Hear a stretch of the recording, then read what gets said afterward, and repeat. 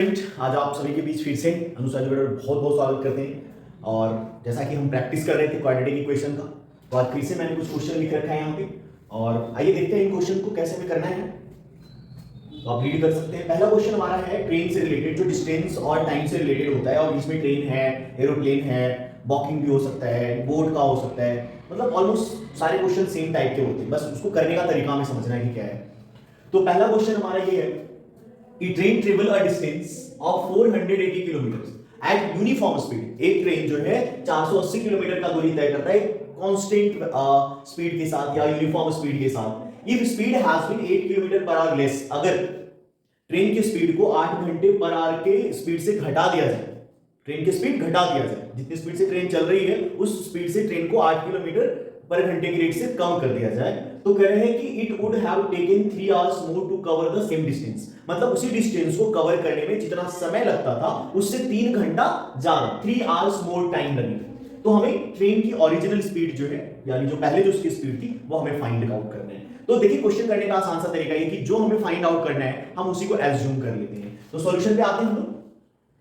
तो हम लोग क्या करेंगे, पहले let the speed of train is equals to x kilometre per hour. x kilometre per hour जो हमने ट्रेन की स्पीड को मान लिया है, ठीक है। ये ओरिजिनल स्पीड, या आप इसको पहले लिख सकते हैं यहां पे ओरिजिनल स्पीड। और now speed of train is equals to x minus 8 kilometre per hour. ये आ गया ट्रेन की स्पीड, अब आ गई, हमने इसको लिख लिया। अब आ रहा है दूसरे नेक्स्ट पॉइंट पे जब हम लोग आते हैं, तो अब के क्वेश्चन में क्या करें कि अब डिस्टेंस कितना दिया हुआ है। तो डिस्टेंस हमारा दिया हुआ है 480 किलोमीटर। अब देखिए, अगर हम इस स्पीड से इस डिस्टेंस को इस स्पीड से कर रहे हैं, तो पुरानी स्पीड है, तो हमें टाइम कितना लगेगा। तो इसको टाइम 1 और टाइम 2 में निकाल लेता हूं। टाइम 1 जो पहले वाला है उसको हमने क्या मान लिया, टाइम 1। तो time 1, time taking to cover, या आप ऐसे भी लिख सकते हैं पेपर में, time taking to cover distance with original speed. यानी ओरिजिनल स्पीड से डिस्टेंस को कवर करने में कितना समय लगेगा, तो ये लग जाएगा 480 अपॉन में x, क्योंकि टाइम का फॉर्मूला होता है डिस्टेंस अपॉन स्पीड, और जो दूसरा टाइम लगेगा, है ना,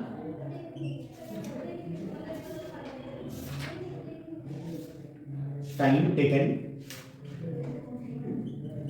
आफ्टर डिक्रीजिंग स्पीड। यानी स्पीड को कम करने के बाद जो टाइम लगेगा वो कितना हो जाएगा, डिस्टेंस तो वही है, स्पीड चेंज हो रहा है तो स्पीड से फिर से हम डिवाइड कर लेंगे इसको।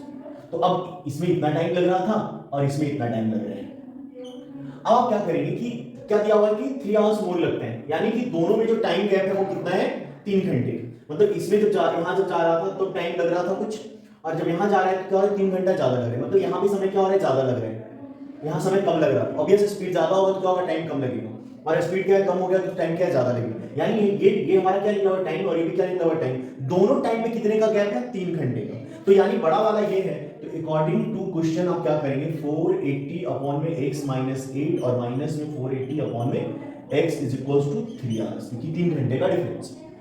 अब आप चाहें तो क्या कर सकते हैं, 480 कॉमन कर लें दोनों से, तो क्या हो जाएगा 1 x minus 8 minus 1 upon x, और 3 से आप चाहें तो इसको कट भी कर सकते हैं, 160 160 एलसीएम यहां से लेंगे तो x माइनस 8 और ये हो जाएगा x, ठीक है।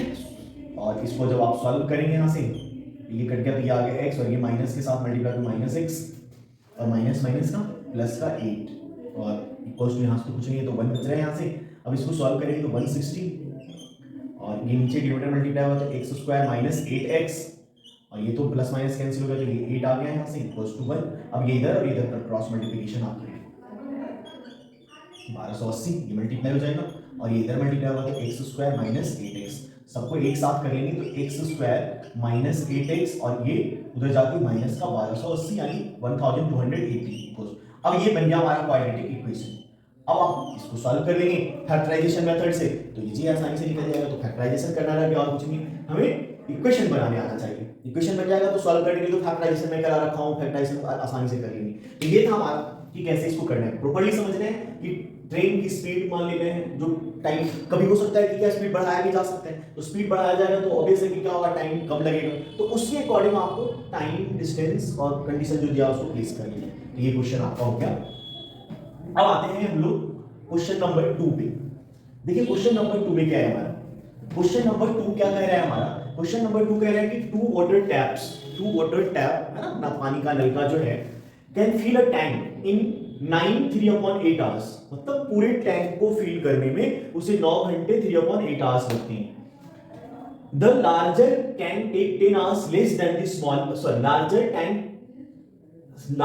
टैप हो जाएगा, sorry larger tap take 10 hours less than the smaller one to fill the tank separately, मतलब अलग अलग फील करता है। अगर हम सिर्फ बड़े वाले नल को चलाते, दो तरह का नल है, एक बड़ा नल और एक, देखिए दो तरह के टैप हैं, ऐसे समझ लीजिए ये टैप है हमारा, तो ये नल का जो है बड़ा वाला है और एक नल का जो है वो क्या है, छोटा टैप है हमारा, ठीक है। अब देखिए ये टैंक जो है वो बराबर है, जितना बड़ा ये टैंक है उतना ही बड़ा टैंक जो हमारा क्या है, ये भी है, दोनों टैंक बराबर हमने मान लिए। अब इसको फिल करने में जितना समय लगता है, अगर मान लीजिए कि इसको फिल करने में x आवर्स लगता है, तो इसको फिल करने में x - 10 आवर्स लगेगा, मतलब 10 घंटा कम समय लेता है, ये लिखा हुआ है। Two water tank together can fill a tank in this much hours, दोनों मिलके जो है कितने देर में काम इतना फिल कर रहे हैं। लेकिन अगर अकेले एक टैप को अगर चालू किया जाए तो ये x आवर्स ले रहा है, तो ये क्या लेगा x - 10 आवर्स, मतलब 10 घंटे कम समय लगते हैं छोटे वाले से बड़े वाले, ठीक है, सेपरेटली। तो हमें फाइंड करना है कि अगर find the time taken by the each tank, मतलब दोनों टैंक के द्वारा ये और ये कितना टाइम ले रहा है अलग अलग एक्चुअल टाइम का। देखिए यहां से आपको पता चला, हमने मान लिया स्मॉलर वाले को हमने क्या, यहां से आपको सिर्फ लिखना है कि let smaller tap takes XR तो लार्जर टैप क्या हो जाएगा, x - 10 आवर्स। अब देखिए आप अब ऐसे समझिए कि बड़ा वाला जो कि छोटा वाला जो टैप है वो 1 घंटा ले रहा है, ठीक है, x आवर्स ले रहे हैं। तो अगर हमें उसको अगर हमें फील करना है, ठीक है, छोटे वाले जो टैंक है, छोटे वाले से जो हमें क्या है बड़े वाले को अगर हमें फील करना है, तो सोचिए कि 1 घंटे में अगर इसका हमें काम लेना है कि 1 घंटे में 1 घंटे का काम, 1 घंटे में कितना पार्ट, देखिए एक साल से, जैसे मान लीजिए कि ये 20 घंटा लेता होगा, तो 20 घंटे में क्या करें, पूरे टैंक को फिल कर रहे हैं, तो अगर 1 घंटा चलाएंगे तो कितना हो जाएगा 1/20। तो वैसे ही x घंटा अगर ये काम कर रहा है तो x आवर्स काम कर रहा है, ये x आवर्स से फिल कर रहा है। अगर हमने टैप को सिर्फ 1 घंटे के लिए चलाया तो टैंक तो पूरा फुल नहीं होगा, कुछ पार्ट होगा, हो सकता है कि इतना सारा पार्ट फिल हो, है ना, इतना ही होगा। तो टैंक 1 जो है स्मॉलर टैंक है, मैं इसको समझने के लिए टैंक 1 बना देता हूं, बाकी आप लिख लेंगे टैंक 1 और टैंक 2। तो यहां से जो हो जाएगा क्या हो जाएगा, टैंक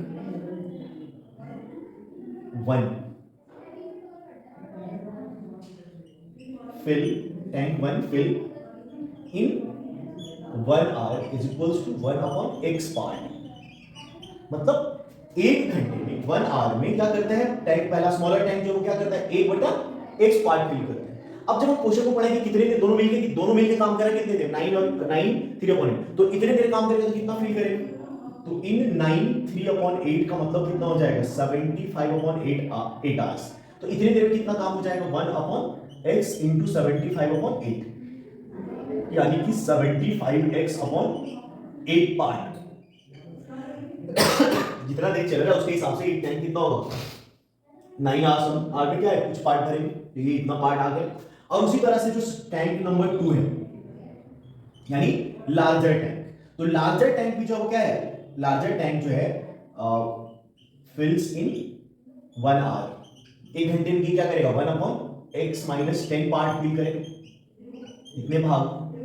तो अब क्या बच गया हमारा कि अब ये भी कितना देर काम कर रहा है, ये भी इतने देर काम कर रहा है, तो इसका भी क्या हो जाएगा 75/8 आवर्स में कितना फिल करेगा 1/x - 10 into 75/8, यानी कि ये दोनों को अगर मल्टीप्लाई कर दें तो 75 8x - 80 इतना पार्ट ये फिल कर देगा। अब करें कि दोनों मिलकर क्या कर रहा है टैंक को पूरा फिल कर दे, कुछ पार्ट ये कर रहा है कुछ पार्ट ये कर रहा है, दोनों को मिलाकर के क्या हो गया टैंक पूरा फुल हो गया। तो इसका मतलब है कि यहां से क्या आ रहा है 75x/8 और प्लस में 75,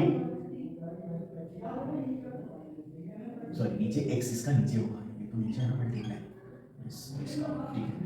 75x प्लस में 75 upon 8x minus 18 is equals to 1। यानी ये इस तरह से जो हम क्या करेगा, tan को इतने पार्ट को 1 का मतलब क्या होगा कि tan पूरा फुल हो गया, है ना। अब उसी का इक्वेशन में देखिए ऊपर बना रहा हूं इसको, जैसे मैंने 8 कॉमन ले लिया था, तो वैसे ही अगर चाहें तो हम लोग क्या कर सकते हैं, 8 को कॉमन लेके, यानी 8 इंटू एक्स और इंटू एक्स माइनस 10, है ना, ये एलसीएम बन जाएगा, हो जाएगा, इसका 8 भी कॉमन हो जाएगा, 8x और 18 करके देखते हैं, 8x और 80 हो गया, ये कट जाएगा तो ये बच जाएगा हमारा कितना, 8x माइनस 80 और प्लस का 8x और इक्वल्स टू 1। हाँ, आप इसको सॉल्व कर लो, 75 यहाँ से 8 8 16x माइनस का 80, हाँ, अपॉन में यहाँ से अब यहाँ से आप 8 8 8 64 कॉमन हो जाएगा और यहाँ से x square minus 10x is equals to 1 बच जाएगा। अब इसको आप चाहे तो यहाँ से 16 कॉमन करके इसको कट भी कर सकते हैं, तो यहाँ से आपका क्या बन जाएगा, क्वाड्रेटिक इक्वेशन फाइनली हमारा फॉर्म हो जाएगा। इसको सॉल्व कर लेंगे यहाँ से, ठीक है, इसी कॉमन करके, जैसे यहाँ से 16 कॉमन कर लेंगे तो 16 निकल गया, ये क्या बच जाएगा 5, ठीक है, तो 16 से ये कट जाएगा 4 बार, बाकी इसको क्रॉस मल्टीप्लिकेशन इधर कर लेंगे, तो आपका जो क्या है क्वाड्रेटिक इक्वेशन बन जाएगा। इस तरह से हमारा क्वाड्रेटिक इक्वेशन का फॉर्मेशन हो गया और हम इस तरह से इसको सॉल्व कर सकते हैं। तो तब तक के लिए आप लोग